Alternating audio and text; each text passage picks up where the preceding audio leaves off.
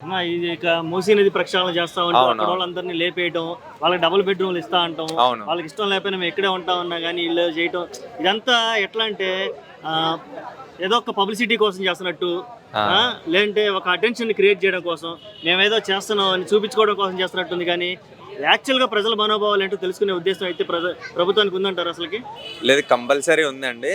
ఇంకొకటేంటంటే అది మూసీ ప్రక్షాళన ఏదైతే ఉందో అది ఎప్పటి నుండో పాయింట్ రేజ్ చేసి వచ్చారు.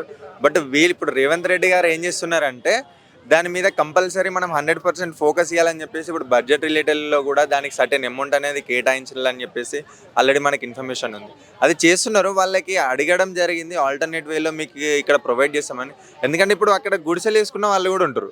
సో వాళ్ళకి డబుల్ బెడ్రూమ్ ఇవ్వడం వల్ల వాళ్ళకి కొంచెం పాజిటివ్ అవుతుంది కానీ నెగిటివ్ అయితే కాదనేది నా ఒపీనియన్. అది ఖచ్చితంగా చేస్తే మనకే ఫర్దర్గా అది ఒకప్పుడు మంచినీటి సరస్సుగా యూజ్ చేసుకున్నదని మనకు ఆల్రెడీ ఇన్ఫర్మేషన్ ఉన్నది. కాబట్టి దాన్ని ఒకవేళ చేస్తే కనుక ఖచ్చితంగా మనకు ఉపయోగపడేదే తప్ప అది లాస్ అయితే కాదు. అంటే అక్కడ డబుల్ బెడ్రూమ్ ఇల్లు ఇస్తామని చెప్పి వాళ్ళని ఖాళీ చేయించడం అనేది అవునవును. మరి వాళ్ళకి పూర్తి స్థాయిలో న్యాయం జరిగే అవకాశం ఉందంట. అంటే ఉన్నది పోయి ఉంచుకునేది పోయి అనే సామెత ఇక్కడ గుర్తొచ్చిద్దేమో అనేది కూడా అంత ప్రజల్లో ఉంది. లేదు లేదు, అట్లాంటిది అయితే జరగదు. ఖచ్చితంగా రేవంత్ రెడ్డి గారు మాట ఇచ్చారంటే దాన్ని నిరూపించుకోవడానికే చూస్తారు 100%. ఖచ్చితంగా నేనైతే అది తనకి ఖచ్చితంగా ఎవరికైతే మాట ఇచ్చారో దాన్ని నిలబెట్టుకుంటాడని చెప్పేసి నా నమ్మకం.